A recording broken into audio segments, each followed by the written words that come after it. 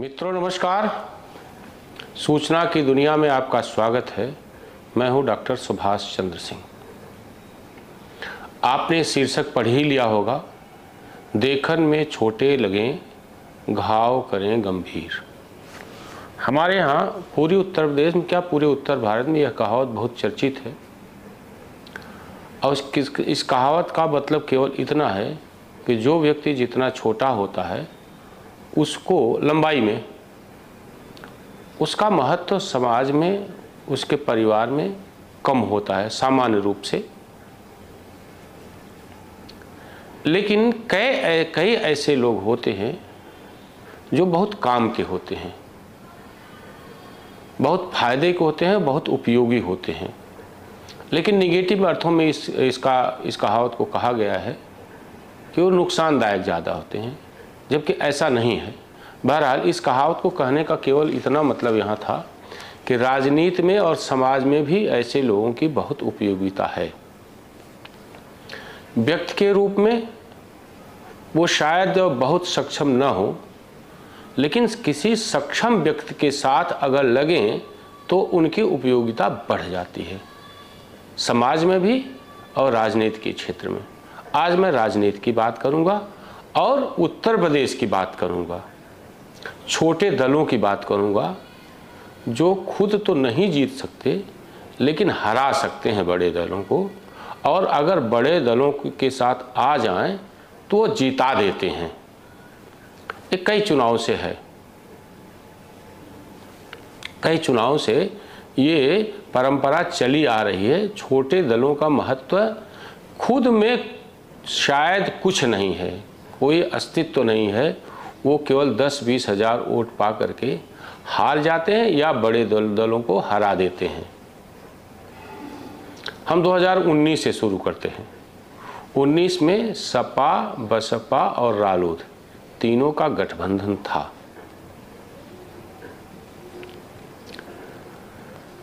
Bharatiya Janata party की जबरदस्त लहर थी, लेकिन छोटे दलों को, उसमें मैं सपा बसपा को छोटा दल नहीं कह रहा हूं, मैं छोटा दल कह रहा हूं निषाद पार्टी को, राष्ट्रीय लोकदल को, अपना दल को, सुभाषपा को यानी ओम प्रकाश राजभर की पार्टी को, या इस तरह के एक दो और चिल्लर दल होंगे तो मैं उनकी चर्चा कर रहा हूं।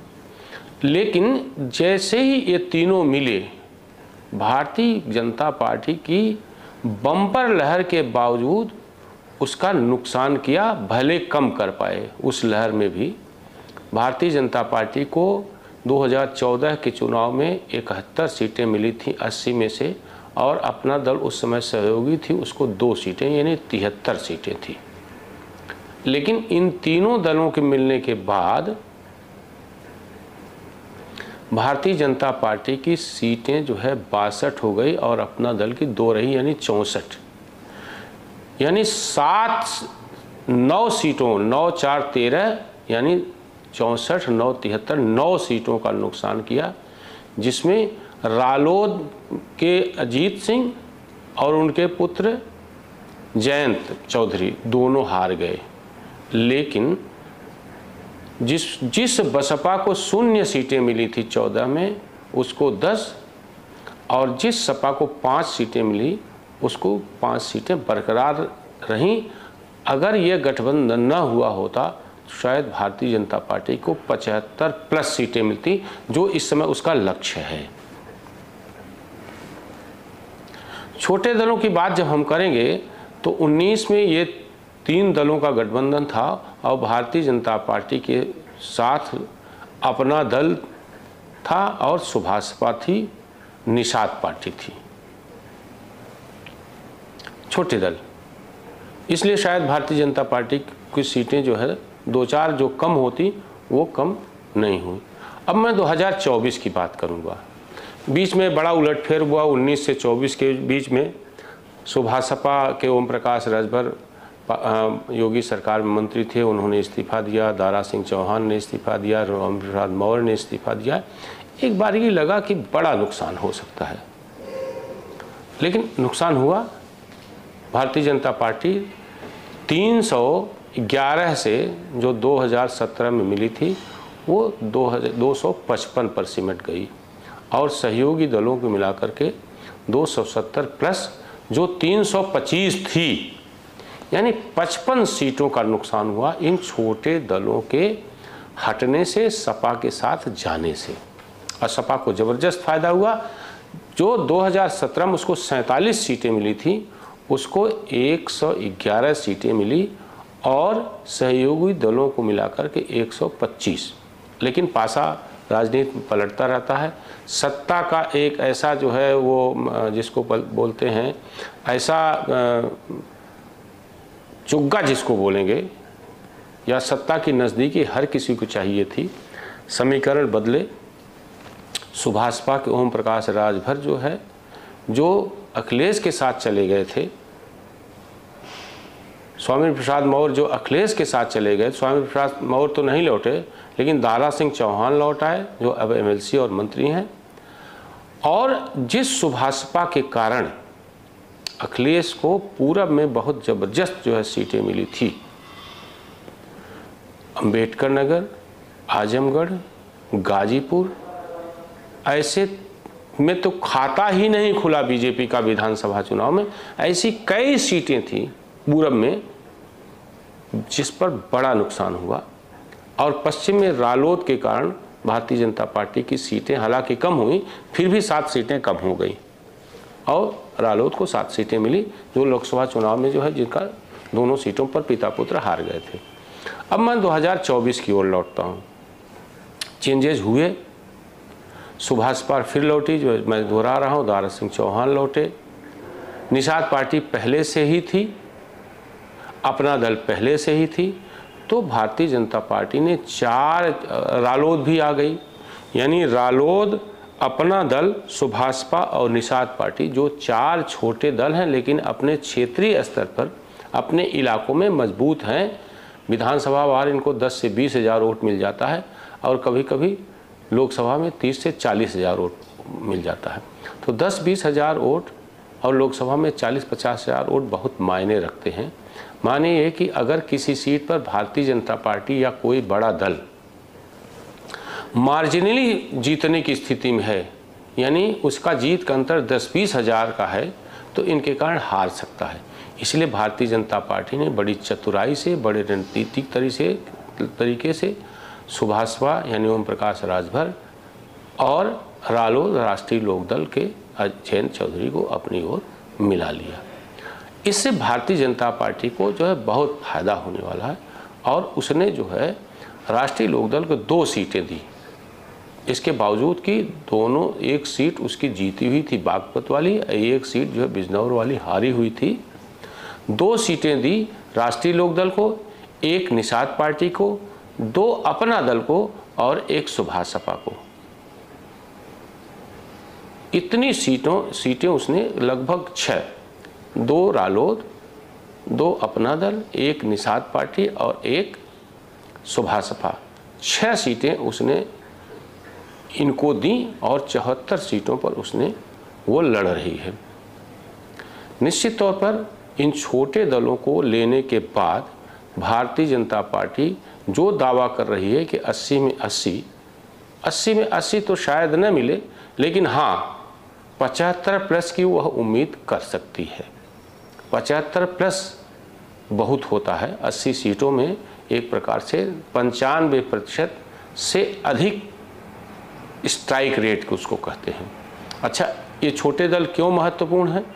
इसलिए कि जो इनकी अपनी आबादी है उसमें इनकी ज़बरदस्त फॉलोइंग है। जैसे पश्चिम में राष्ट्रीय लोकदल, हालांकि संजीव बालियान से लेकर कई जो है जाट नेता यहाँ पर सक्रिय हैं, लेकिन राष्ट्रीय लोकदल के प्रति चरण सिंह के कारण, अजीत सिंह के कारण, जयंत चौधरी के साथ जाटों के एक बड़े हिस्से की सहानुभूति है। इसलिए 2 सीटें दे करके भारतीय जनता पार्टी ने संपूर्ण जाट समाज को अपने साथ जो है सफलतापूर्वक साथ करने की कोशिश की। और मुझे लगता है कि महेंद्र सिंह टिकैत का जो किसान आंदोलन को समर्थन है उसका असर नहीं दिखेगा। क्यों? कि राजनीतिक दृष्टि से जाट समाज, जयंत चौधरी और राष्ट्रीय लोकदल के साथ है या भाजपा के साथ है। अब पश्चिम से हम पूरब की ओर चलते हैं। पूरब में 3 दल हैं, निषाद पार्टी, अपना दल और सुभाष सपा। ये तीनों दल अपनी अपनी जातियों में इनकी मजबूत पैठ है।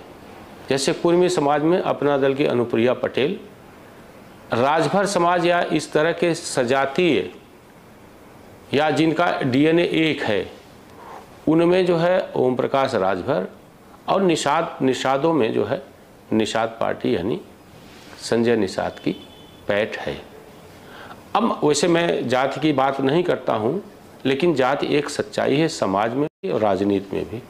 कितनी उसकी काट भारतीय जनता पार्टी कर सकती है अपने राष्ट्रवाद से, अपनी सांस्कृतिक अवधारणा से और अपने विकास के कामों से, कितना जाति की काट कर सकती है, ये महत्वपूर्ण है और करने की कोशिश कर रही है। लेकिन जाति एक सच्चाई है, ये सच है हिंदू समाज में। मैं हिंदू की बात करता हूँ, मुसलमान की बात करता हूँ, ईसाई की बात करता हूँ, मैं कभी जात की बात नहीं करता हूँ। लेकिन चूंकि ये राजनीति में सच है और मैं राजनीति की बात कर रहा हूँ, तो इसलिए मैं इसकी बात कर रहा हूँ। जैसे जो हमारे सामने 1-2 ब्यौरे आए हैं, उसमें कुर्मी आबादी 7.46% है, राजभर आबादी जो है 2.44% है, निषाद निषादों की आबादी 4.33% है और जाटों की आबादी 3.60% यानी 3.60% है और यादवों की आबादी जो है 19.40% बताई गई है। ये जो राजनाथ सिंह के समय में सामाजिक न्याय समिति बनी थी, जो आरक्षण के भीतर आरक्षण की बात कर रही थी कि आरक्षण का एक बड़ा हिस्सा जो है, ओबीसी आरक्षण का बड़ा हिस्सा जो है 2-3 जातियों में जाता है, जिसमें प्रमुख रूप से यादव जातियां हैं और कुर्मी जातियां जो सक्षम हैं आर्थिक रूप से, वो ज़्यादा लाभ लेते हैं। जो सामाजिक न्याय समिति जो है राजनाथ सिंह अपने समय बनाया था 2002 में, उसके आंकड़े इस तरह से हैं, जो इसने एक संक्षिप्त सर्वे किया, क्योंकि उसमें लेकिन उस समय जो है बहुत समय नहीं था, इसमें हो सकता है थोड़ा सा डिफरेंस हो, लेकिन ये मानकर चलते हैं कि इतनी आबादी इनकी है। तो भारतीय जनता पार्टी ने इन चारों से गठबंधन करके करीब 12 से 13% वोट जो है अपने साथ और जोड़ लिया है। हालांकि इन जातियों में भारतीय जनता पार्टी का भी आधार है और ज़बरदस्त आधार है, लेकिन अगर ये नेता और ये पार्टियां भारतीय जनता पार्टी के साथ न रहें तो निश्चित तौर पर भारतीय जनता पार्टी को नुकसान होगा। इसलिए भारतीय जनता पार्टी ने बहुत रणनीतिक तरीके से इन छोटे दलों को उनकी इच्छाएं पूरी कर, इच्छा से मतलब ये किसी को मंत्री पद दिया, किसी को इच्छा का मतलब पैसा नहीं होता है यहाँ, इच्छाएं पूरी कर माने अगर उनको मंत्री पद चाहिए था तो मंत्री पद दिया, जैसे दारा सिंह चौहान को नोनिया समाज से हैं और ओम प्रकाश राजभर को मंत्री बनाया। राष्ट्रीय लोकदल से भी जो है एक व्यक्ति को मंत्री बनाया। एक प्रकार से जाट समाज, निषाद समाज, कुर्मी समाज और राजभर समाज, इन 4 छोटे समाज हैं लेकिन बहुत प्रभावकारी हैं सामाजिक तौर पर। इनको अपने साथ मिलाकर उसने लोकसभा में 75+ जैसा उसका दावा है, पूरी 80 सीटें जीतने की उसने रणनीति बनाई है। भारतीय जनता पार्टी को इसका निश्चित तौर पर लाभ मिलेगा।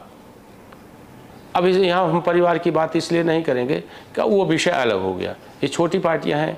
जब कांग्रेस और तमाम क्षेत्रीय पार्टियां परिवारवाद चला रही हैं और सफलतापूर्वक वो चल रहा है, तो छोटे दल भी अपने जो है पुत्र पुत्री को आगे बढ़ा रहे हैं। जैसे अपना दल के जो आशीष पटेल हैं, अनुप्रिया पटेल के हस्बैंड, उनको एमएलसी की एक सीट दी गई अभी हालिया, उसमें वो मंत्री भी हैं। तो सुप्रिया पटेल सांसद हैं मिर्ज़ापुर से, केंद्र में मंत्री हैं। आशीष पटेल उनके पति हैं, वो एमएलसी फिर हुए हैं और राज्य सरकार में मंत्री हैं। ओम प्रकाश राजभर मंत्री हैं, विधायक हैं और उन्होंने अपने पुत्र अनिल राजभर को, जो उनको एक सीट मिली है घोसी वाली, वहाँ से उन्होंने सांसद के लिए जो है टिकट देकर अपना प्रत्याशी बना लिया है। ऐसे ही जो है निषाद पार्टी के संजय सिंह मंत्री हैं और उनको भारतीय जनता पार्टी ने एक भी सीट नहीं दी है, लेकिन उनके पुत्र प्रवीण निषाद भारतीय जनता पार्टी के टिकट पर संत कबीर नगर से 19 में भी प्रत्याशी थे, जीत कर आए थे और इस बार भी भारतीय जनता पार्टी ने उनको प्रत्याशी बनाया है। रालोद की बात करें तो रालोद इस समय थोड़ा सा जो है परिवार से अलग है। हो सकता है जो है अभी वो प्रारंभिक दौर में उनकी राजनीति है भारतीय जनता पार्टी के साथ, हो सकता है उनके अंदर वो बात नहीं आई है। उन्होंने 2 प्रत्याशी खड़े किए, 2 सीटें मिली थी, एक बागपत से राजकुमार सांगवान को खड़ा किया। पहली बार 55 साल में पहली बार वहाँ से कोई गैर जाट प्रत्याशी बना है। कभी भारतीय जनता पार्टी ने भी अगर वहाँ से प्रत्याशी खड़ा किया, जैसे सोमपाल शास्त्री को खड़ा किया था, वो 2 बार जीते, दोनों बार उन्होंने अजीत सिंह को हराया, वो भी जाट थे। सत्यपाल सिंह को 2 बार से वहाँ से जीत रहे हैं, 19 और 14 और 19 में, वो भी जाट हैं। इस बार राजकुमार सांगवान को रालोद ने प्रत्याशी बनाया। मतलब मैंने कहा ना 55 साल में पहली बार कोई गैर जाट वहाँ से प्रत्याशी बनाया। बिजनौर की भी बात करें, वहाँ से जो है अनिल चौहान को रालोद ने प्रत्याशी बनाया, वहाँ से भी किसी जाट को खड़ा नहीं किया। लेकिन ये गैर पारिवारिक राजनीति रालोद की बहुत पुराने समय से रही है। चरण सिंह के समय से ही जो है जाट राजनीति प्रभावी रही है और परिवार के लोग आगे बढ़ते हैं। चरण सिंह के बाद अजीत सिंह के बाद जो है राष्ट्रीय लोकदल के जो वर्तमान अध्यक्ष है जयंत चौधरी। तो ये मत मानिए कि ये तो राजनीतिक समीकरणों में ऐसा उन्होंने कर दिया है, क्योंकि वो खुद जो है राज्यसभा के सदस्य हैं। उनका एक जो है मंत्री जो बनाया है वो भी जो है गैर जाट है। अगर जयंत चौधरी इस गैर पारिवारिक राजनीति में विश्वास करते हैं और ये सिलसिला आगे बढ़ता है तो मुझे लगता है कि राजनीति के लिए ये शुभ ही होगा। लेकिन ऐसा कम ही देखा गया है कि भारतीय जनता पार्टी और कम्युनिस्ट पार्टियों को छोड़ करके हर दल जम्मू कश्मीर से उठा करके केरल तरफ चले जाइए और इधर राजस्थान से उठा करके आप पूर्वोत्तर में जो है असम तक चले जाइए, कोई ऐसा राजनीतिक दल नहीं इन दोनों दलों को छोड़ करके जो जात की राजनीति न करता हो, परिवार की राजनीति न करता हो। फिलहाल जात की राजनीति, परिवार की राजनीति पर हम फिर कभी बात करें। आज के एपिसोड में बस इतना ही। आप सभी लोगों से आग्रह है, जो लोग ये सूचना की दुनिया को देख रहे हैं और चैनल को सब्सक्राइब नहीं किया है, वो इस चैनल को सब्सक्राइब ज़रूर करें, बेल आइकन दबाएं, लाइक करें, कमेंट करें और शेयर ज़रूर करें। आप सभी लोगों का बहुत बहुत आभार। आप इस YouTube चैनल को लाइक करिए, सब्सक्राइब करिए, कमेंट करिए और शेयर ज़रूर करिए।